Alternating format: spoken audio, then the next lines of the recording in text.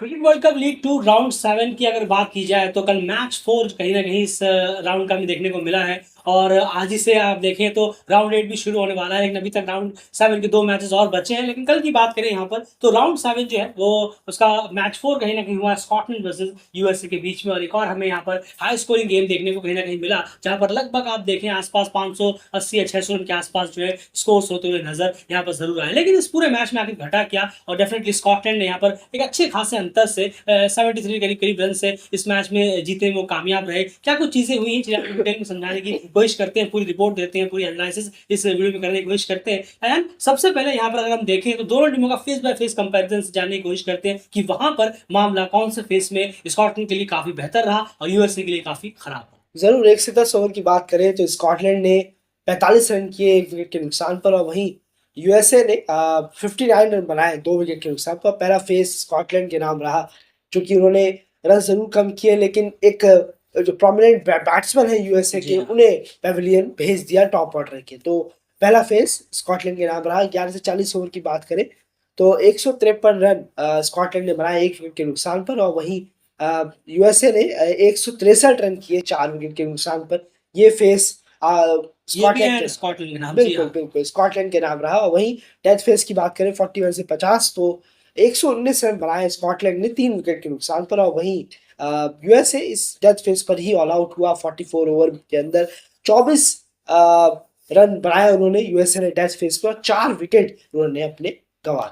बिल्कुल, यहाँ dot balls को देखें तो 148 डॉट बॉल्स यहाँ पर स्कॉटलैंड ने खेली और यूएसए ने 127 डॉट बॉल्स यहाँ पर खेली है। यूएसए के ओवर्स भी कम है, 6 ओवर पहले ही वो कहीं ना कहीं पूरे ऑल आउट हो गए और तो अपने पूरे ओवर भी वो खेल नहीं पाए। खैर यहाँ फेस में अगर आप देखेंगे तो शुरू के फेस में फेस 1 फेस 2 दोनों में ही यूएसए के रन्स भले ही स्कॉटलैंड से ज्यादा है, लेकिन विकेट्स वो बचाने में नाकामयाब रहे और यही सबसे बड़ी उनकी कमजोरी रही इस पूरे चेज में। अगर हम बात करें शुरू में ही उन्होंने 59 रन बनाए जरूर, लेकिन जिनके दम पर बनाए वो विकेट्स उन्होंने गंवा दिए। उसके बाद मिड फेस में उन्होंने 163 रन बनाए 180 गेंदों में, लेकिन जिनके दम पर बनाए वो तो गंवा ही दिया उन्होंने। उसके साथ साथ जिन्हें उस बेस का फायदा उठाना था वो भी चलते पड़े उसी मिड फेस पे। और फिर डेथ फेस में कहानी सिर्फ 4 विकेट 24 रन बनाना 4 विकेट हो गए। ये सबसे बड़ा रीजन रहा कि जो भी रन कर कर जा रहा है वो आउट भी हो जा रहा है। वो एक लंबी इनिंग जो चलनी चाहिए थी वो हमें देखने को नहीं मिली। 25-30 इनिंग जरूर देखने को मिली, जिस वजह से रन तो स्कॉटलैंड ज्यादा रहे, लेकिन एट द एंड विकेट्स इतने हो गए कि डेथ फेस में कुछ बचा ही नहीं ज्यादातर बैट्समैनों के पास रन करने के लिए। बात होगी फेस बाय फेस की सूरत हाल की। स्कॉटलैंड के बैटिंग डिपार्टमेंट की यहाँ अगर बात करें तो एक अच्छी शुरुआत यहाँ पर जरूर देखने को मिली। चार्ली टियर जो पिछले मैच में 0 पर आउट हो गए थे, यहाँ पर उन्होंने एक 50 जरूर लगाई, एक थोड़ी सी लंबी इनिंग रही। एंड्रयू उम्मीद की अगर बात करें तो 18 रन उन्होंने यहाँ पर किए, 2 लगातार फेलियर उनके हो गए। यूएस के खिलाफ एक 98 मारने के बाद नेपाल के खिलाफ भी उतने नहीं चले थे और यहाँ पर भी वो सिर्फ 18 रन बनाकर आउट हो गए। 2 लगातार फेलियर वो जो यहाँ पर हो चुकी है उनकी इस लीग 2 में अगर हम बात करें। उसके बाद ब्रेंडन मैकमिलन की एक बहुत ही हीरोइक इनिंग यहाँ पर निकल कर आए, बहुत ही इंपॉर्टेंट इनिंग यहाँ पर निकल कर आए। अगर आप देखेंगे उसके इर्द गिर्द तो स्कॉटलैंड के प्लेयर्स ने खास करके टॉप ऑर्डर और मिडिल ऑर्डर ने चार्ली टियर के अलावा इतने खास रन यहाँ पर किए नहीं। एंड्रयू उम्मीद, रिची वेलिंगटन और माइकल जॉन्स, लेकिन ब्रेंडन मैकमिलन की जो इनिंग है एंड से आप समझाने की कोशिश करेंगे वैगन व्हील और स्कोरिंग एरियाज के थ्रू पे कहां पर रही है, क्योंकि ये one of the best cricketing shots वाली इनिंग देखने को मिली है हमें 151 रन की इस इनिंग में। जरूर अगर आप देखेंगे तो ये बैट्समैनों के लिए बहुत बेहतरीन एक तरीका है रन्स करने का। अगर आप देखिए 56% रन ऑफ साइड में, 44% रन ऑन साइड में, तो ये बहुत बेहतरीन है किसी भी बल्लेबाज के लिए। अगर वो अपने ऑफ को मजबूत कर रहे हैं तो ये इससे पता चलता है उनकी क्लास का, जिस टेम्परामेंट के बल्लेबाज है।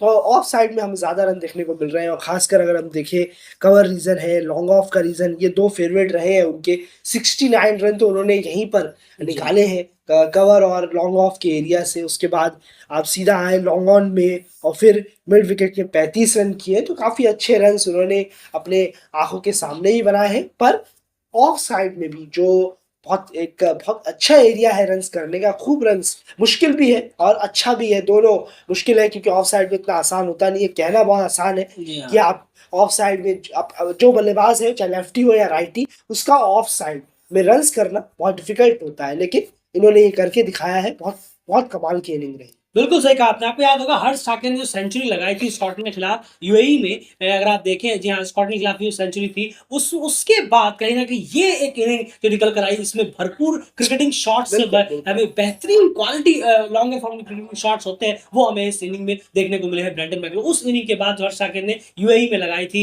इसी साल के कनाडा और यूएई और स्कॉटलैंड की जो सीरीज़ हुई थी यूएई में, उसकी हम यहाँ पर बात कर रहे हैं। उसके बीच में बहुत सारे इनिंग्स पड़ी हैं, लेकिन जो क्रिकेटिंग शॉट्स, जो देखने लायक शॉट्स थे एक लॉन्गर इनिंग में, वो हमें इसके बाद सीधा यहाँ पर देखने को मिले हैं इस 151 रन की जबरदस्त इनिंग में, जहां पर उन्होंने 56 रन ऑफ साइड से किए हैं, 44 रन लेग साइड से किए हैं। और अगर आप देखें सिंगल डबल्स, जो आप पूरे पाई चार्ट पे देख पा रहे हैं कि सिंगल्स का कलर, डबल्स का कलर जो अगर आप देख पा रहे हैं, इस पूरे पाई चार्ट को अगर आप गौर से देखेंगे तो आप बखूबी समझ पाएंगे कि आखिर उन्होंने किन किन एरिया टारगेट किया है। जैसे कि आपने समझाया, ऑफ साइड में कुछ कमाल के और बेहतरीन शॉट्स उन्होंने खेले हैं, जबरदस्त इनिंग उनकी यहाँ पर रही है। उसके बाद अगर आप देखें तो इसी चीज को अगर कंटिन्यू करें तो उसके बाद जो माइकल लीक्स थोड़ा बहुत कंट्रीब्यूशन नीचे आकर दिया 33 रनों का, जिसकी वजह से टीम ने जो 300 पार किया और एक 317 का एक बहुत ही अच्छा खासा और बड़ा टोटल यहाँ पर वो लगाने में कामयाब हुए। उसके बाद हम यूएसए के बॉलिंग डिपार्टमेंट की यहाँ बात की जाए, यूएसए की बॉलिंग की अगर यहाँ बात करें तो हमें लगातार जो है बहुत ज्यादा वीक नजर आ रही है। अभी तक अगर हम देखें यहाँ पर 3 मैचेस हो चुके हैं यूएसए के इस लीग 2 में, तीनों में ही बॉलर्स ने कंप्लीटली डिसअपॉइंट किया है, चाहे वो मैच 1 हो, 2 हो या फिर 3। नहीं, बिल्कुल सही कहा आपने। और बॉलर्स को थोड़ा-सा और कलेक्टिव परफॉर्मेंस देने में ध्यान देना होगा। बॉलर्स को और मेहनत करने की जी हाँ। ज़रूरत है। बॉलर्स बिल्कुल रडार में नहीं है। जितना कहा जाए उतना कम है इस राउंड में ना नई बॉलर्स। बॉल से हम शुरुआत दिला पाते हैं, ना बिल्कुल, पुरानी बिल्कुल। बॉल से विकेट्स ले पाते हैं। बिल्कुल सही कहा है आपने। और बहुत ही पुअर आउटिंग है बॉलर्स के लिए लिहाज से। देखिए इस तरीके की बॉलिंग से यूएसए जिस तरीके से आ रहा था, यूएसए की जो बॉलिंग रही है वो बहुत राउंड्स में, उसमें हमने देखा है कि यूएसए ने विकेट्स निकाले हैं काफ़ी अच्छे। लेकिन इस राउंड में अपने ही घर में इस तरीके का स्ट्रगल, ये बहुत बड़ा एक क्वेश्चन मार्क खड़ा करता है। और थोड़ी सी एम्बैरेसमेंट भी है बहुत जी ज़्यादा हाँ। कि आप घर में हैं, घर के कंडीशन को बाहर के टीम वाले आकर जी। अच्छा जान जा रहे हैं, लेकिन आप नहीं जान पा रहे। ये वाक़ई में बहुत बड़ी एम्बैरेसमेंट रहती बिल्कुल यार, और स्पिनर्स भी बहुत बड़े फेलियर रहे। कल अगर आप देखें, नौस्तुस और हरमीत जो है, नौस्तुस जिन्होंने अभी तक अच्छा किया था इस राउंड में, हरमीत ने भी ठीक-ठाक किया था, लेकिन यहाँ पर दोनों ने 20 ओवरों में लगभग अगर आप देखें 100 रन लुटाए हैं, लेकिन विकेट अगर आप देखेंगे तो महज़ 1 बिल्कुल। लिया है। तो ये भी बहुत बड़ा एक सरदर्द रहा है कि स्पिनर्स ने 20 ओवर डालने के बावजूद भी सिर्फ 1 विकेट को निकालने में कामयाब रहा। पेसर्स का हाल तो बहुत ही बेहाल रहा है, नई बॉल से भी बहुत ही खराब गए हैं यूएसए के पेसर्स तीनों ही मैचेस में, और आज भी कुछ हमें अलग देखने को नहीं मिला। इस मैच की भी अगर बात करें, बहुत ही पुअर शो यहाँ बॉलर्स की तरफ से देखने को ज़रूर मिला है। उसके बाद चेस की तरफ इस गाड़ी को यहाँ पर आगे बढ़ाएँ, तो अगर आप देखेंगे एंड्रूज ब्रूस यहाँ पर थे नहीं न, उसके उसके अलावा अगर आप देखें तो अ उत्कर्ष श्रीवास्तव को जो है यहाँ पर इंक्लूड किया गया था उनकी जगह पर, उनका डेब्यू यहाँ पर कराया गया। तो ओवरऑल बैटिंग कार्ड में अगर आप देखेंगे तो शुरुआत बहुत ही पुअर रही है। टॉप ऑर्डर का जो हाल है वो पूरा बेदम रहा। 318 जब आप चेस करने के लिए आए तो आपको टॉप में से कम एक बिल्कुल, एक बिल्कुल। ज़बरदस्त इनिंग की ज़रूरत पड़ती है, जो लंबी इनिंग खेलते हुए हमें नज़र आए, या फिर मिडल ऑर्डर में कोई एक बहुत लंबी इनिंग खेलते हुए ज़रूर, नज़र आए। ज़रूर। लेकिन इनिंग्स ज़रूर आई मिडल ऑर्डर में एक आध, लेकिन इतनी लंबी नहीं हो पाए कि वो 318 तक पहुँच सके। क्यों? क्योंकि शुरुआत में जो झटके मिले थे उसकी वजह से उनको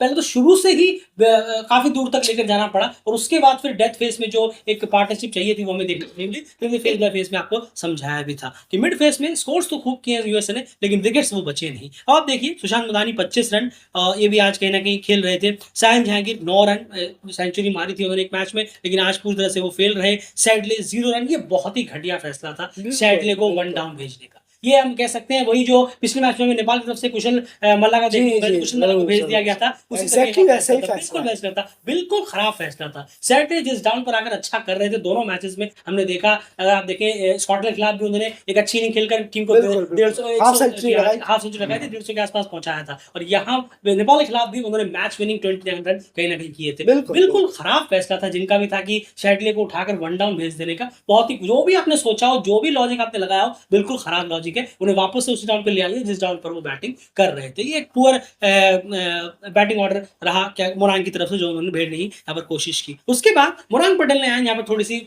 कंट्रीब्यूशन कोशिश की, हाफ सेंचुरी लगाई, लेकिन लगातार एक के बाद एक सही वक्त पर स्कॉटलैंड के बॉलर जो है वो विकेट निकालते रहे। कृष्णमूर्ति और उत्कर्ष श्रीवास्तव ने यहाँ पर जो फेस है, यहाँ पर एक अच्छी इनिंग्स खेलकर इस मैच में यूएसए के लिए वापसी करने की कोशिश की, लेकिन तब तक बहुत देर हो चुकी थी। नहीं, ज़रूर, बिल्कुल। देखिए कि आप स्ट्राइक रेट पे नज़र डालेंगे तो लगेगा कि हम मैच जीतने के लिए ट्राई कर रहे थे दोनों बल्लेबाज, जी ये हाँ। बहुत अच्छी बात है।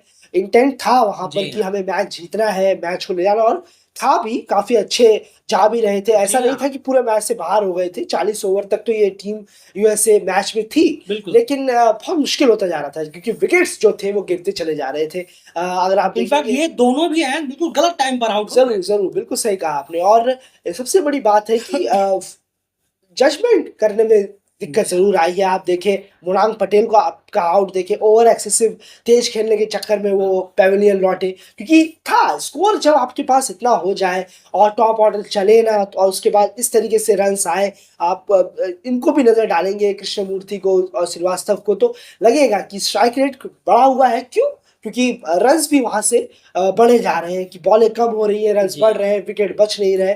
इसी चक्कर में ये भी आउट हुए हैं। और जिस तरीके का शॉट फिर खेला, स्लॉग स्वीप मारने गए फुल बॉल को, मार्क वाट ने जो विकेट लिया, अगर हम देखें तो जी हाँ। वो स्लॉग स्वीप मारने जा रहे थे, लेकिन वो फुल बॉल थी, बहुत ही फुल बॉल थी वो, और आप उसे ड्राइव करके सिंगल ले सकते थे। लेकिन उन्होंने सोचा स्लॉग स्वीप मारूंगा और मिड विकेट के ऊपर से निकाल दूंगा, वो हो ना सका। और इसी चक्कर में और बढ़ाने के चक्कर में स्ट्राइक रेट को, और आपने देखा भी नहीं कि बॉल कैसी है और क्या है, और आप सीधा अटैक मोड पर चले गए। क्यों? क्योंकि आप सोच रहे थे कि मेरा 90 या 100 का स्ट्राइक रेट चल रहा है, 50 रन हम जी कर हाँ। चुके हैं, अभी भी और रन चाहिए, अभी भी और मारना है। तो इस तरीके का क्रिकेट जो खेला है यूएसए ने, और ज़्यादा मारना है, और ज़्यादा अपने अपने स्ट्राइक रेट को बढ़ाना है, उस पर वो भूल ही गए कि फॉल शॉट से भी हमें बचना है, और वो बिल्कुल बच सही नहीं कहा। पाए। बिल्कुल सही कहा आपने। बहुत अच्छा एक्सप्लेन आपने यहाँ पर किया है कि क्या रीज़न रहे हैं कि अच्छे स्ट्राइक रेट और अच्छे रन बटोरने के बावजूद भी जो यूएसए इस चीज़ तक पहुँच नहीं पाया, इसके पीछे ये बहुत अच्छा वैलिड रीज़न यहाँ पर समझ में यहाँ पर हमें कहीं न कहीं आता है। और देखिए एक चीज़ और यहाँ पर गलती हुई, अभी हम आपको कह रहे थे, शेडले को जो आपने ऊपर भेजा, उसका खामियाज़ा हमें नीचे देखने को मिला। बिल्कुल, अब आप बिल्कुल। क्लियर देखिए, जब उत्कर्ष और यहाँ पर जो कृष्णमूर्ति है, वो जी, जब जी, आउट जी। होकर गए, खास करके जब उत्कर्ष, मेरे ख्याल से संजय कृष्णमूर्ति पहले आउट होकर गए, कृष्णमूर्ति, जी हाँ, उसका कृष्ण आउट होकर गए, उस जगह पर किनके आने की बारी थी? शेडली। बिल्कुल, और बिल्कुल। आप देखिए उसी उसी जगह पर शेडले ने टीम के लिए क्या किया है। नेपाल के खिलाफ इंपॉर्टेंट 29 किए, नॉट आउट, मैच जिता कर लेकर गए। उससे पहले उन्होंने हाफ सेंचुरी लगाई स्कॉट निकला। देखिए यहीं पर उस तरह की इनिंग की एक जरूरत थी। अगर बिल्कुल। यहाँ पर कृष्णमूर्ति के साथ वो बने रहते और फिर दोनों के बीच में एक अच्छी पार्टनरशिप होती, क्योंकि शेडले अच्छी बैटिंग कर लेते, जी, आपने जी। नई बॉल फेस करने के लिए उन्हें वहां भेज दिया जहां पर ब्रेडले की अच्छी खासी स्विंग हो रही थी। उसके बाद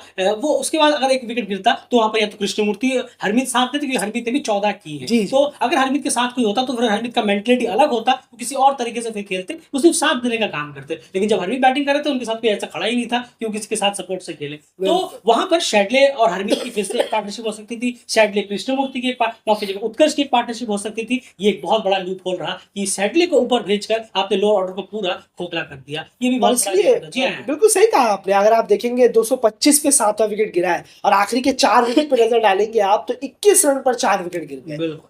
तो यहाँ पर बहुत सही बात कही आपने कि वहाँ पर एक पार्टनरशिप हो सकती बिल्कुल। थी, लेकिन वो मौका गँवा दिया। बिल्कुल सही कहा। जैसे जैसे हमने फैसला आपको बताया कि दोनों फेसेस में यूएसए बिल्कुल बना हुआ था मैच में, डेथ फेस में उनका हाल बेहाल हुआ, और वहां पर बहुत बड़ा रीजन रहा कि शेडले को आपने ऊपर भेजकर लोअर ऑर्डर को आपने कमजोर कर दिया। एंड स्कॉटलैंड की बॉलिंग की बात करते हैं, 317 रन बहुत ही अच्छा टोटल था बॉलर्स के पास डिफेंड करने के लिए, लेकिन फिर भी बॉलिंग किस तरह से रही है, कैसे छाए रहे स्कॉटलैंड के बॉलर्स? ज़रूर, बहुत बहुत अच्छी बॉलिंग रही है। सबसे पहले तो कप्तान की तारीफ करनी होगी, जिस तरीके से उन्होंने फील्डिंग को लगाए रखा, थोड़ा सा अटैकिंग भी लगाए, फील्डिंग लगाए रखी, थोड़े बाउंड्रीज भी जा रहे थे, रन्स भी जा रहे थे, लेकिन उसके बावजूद वो फील्डिंग को काफ़ी अंदर ला रहे थे। और वहीं पर बॉलर्स ने बहुत शानदार बॉलिंग कराई है, प्लान के हिसाब से आउट किया है। मिड विकेट भी आप देखेंगे, हमेशा तो जब भी विकेट गिरे हैं तो मिड विकेट कवर एरिया हमेशा पास रहे हैं, और जो बॉलर्स ने बॉलिंग कराई है वो स्टंप लाइन को पकड़कर बहुत बेहतरीन बॉलिंग कराई है। चाहे मार्क वाट के विकेट्स हों, आप शेलविक का बोल्ड देखें, और उसके माफ कीजिएगा ब्रैड क्यूरी की शुरुआत हो। जी हाँ, बिल्कुल, ब्रैड ब्रैड क्यूरी की शुरुआत, जैक जार्विस ने जो नीचे का काम संभाला है वो बहुत अच्छा। तो एक मार्क वाट ने भी जो विकेट लिए हैं, एक उत्कर्ष श्रीवास्तव जो आउट हुए, उसके बाद आप देखेंगे कृष्णमूर्ति मेरे ख्याल से वो थे जो जी आउट हाँ। हुए। तो मार्क वाट ने भी बहुत अपनी बेहतरीन बॉलिंग कराई है। तो करेक्टिव परफॉर्मेंस यहाँ बॉलर्स का हुआ है, डिसिप्लिन बॉलिंग नज़र आई है और स्कॉटलैंड के बॉलर्स की। और सबसे इम्पोर्टेंट रहा कि हिले नहीं। अगर उस बॉल पर वो चौका खा रहे हैं, चाह रहा है, तो वो दोबारा डाल रहे हैं। अपने प्लान्स पर उन्हें पूरा भरोसा था और बहुत शानदार नई बॉल से भी और पुरानी बॉल से भी जो पेसर्स आए उन्होंने लेग साइड या वाइड या ऐसी कुछ बॉलें नहीं दी या फील्डिंग इतनी ज़्यादा खराब नहीं हुई कि बॉलर्स की मेहनत खराब हो जाए।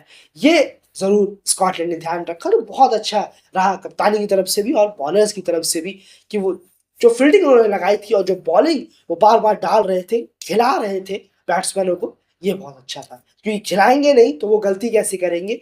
खिलाया है आपने तो 10 में से 5 या 6 बार उनके शॉट जा रहे हैं, लेकिन जैसे ही 7वीं बार में एक मौका मिल रहा है, तो वहाँ पर फील्डर मौजूद। बिल्कुल सही कहा। तो बहुत इंपॉर्टेंट यहाँ पे रही है और पिछले मैच में अगर आप देखेंगे जब वो नेपाल के खिलाफ 150 के आसपास का स्कोर जब डिफेंड कर रहे थे तब भी बॉलर्स ने वहाँ पर एक अच्छी कोशिश जरूर की थी। बॉलर्स ने वहाँ पर देखें 63 रन पर 4 विकेट गंवा दिए थे। हाँ, उसके बाद जरूर बॉलर्स थोड़े से ढीले नजर आए, खास करके मिड फेस में, लेकिन शुरुआत बॉलर्स ने अच्छी की बिल्कुल, थी। बिल्कुल। जब 150 रन डिफेंड करने की तो वैसे ही लो टोटल था, काफी डिफेंडेबल वहाँ था नहीं, फिर भी उसमें भी उन्होंने जान लगाने की कोशिश की थी और बॉलर्स ने आज भी हमें एक अच्छा परफॉर्मेंस देखने को मिला यूएसए के खिलाफ, जहाँ पर स्कोर काफी था उन लोगों के पास डिफेंड करने के लिए, लेकिन फिर भी उन्होंने सही सही वक्त पर विकेट्स निकालकर स्कॉटलैंड को इस डिफेंड में बनाए रखा और एट द एंड एक अच्छे खासे अंतर से इस मैच को जीतने में वो कामयाब रहे। फिलहाल इस एनालिसिस में इतना ही। बस स्कॉटलैंड ने बहुत ही इंपॉर्टेंट 2 पॉइंट्स यहाँ पर कलेक्ट किए। यूएसए का एक आखिरी मैच बचता है, वो नेपाल के खिलाफ उन्हें खेलना है और अब 2 बैक टू बैक नेपाल के मैचेस है, नेपाल वर्सेस स्कॉटलैंड और नेपाल वर्सेस यूएसए। और वहीं पर आज से ही शुरू हो रहा है एक और क्रिकेट वर्ल्ड कप लीग 2 का राउंड, जहां पर ओमान और यूएई अपना सामना करेंगे ओडीआई मैच में। फिलहाल इस वीडियो में इतना।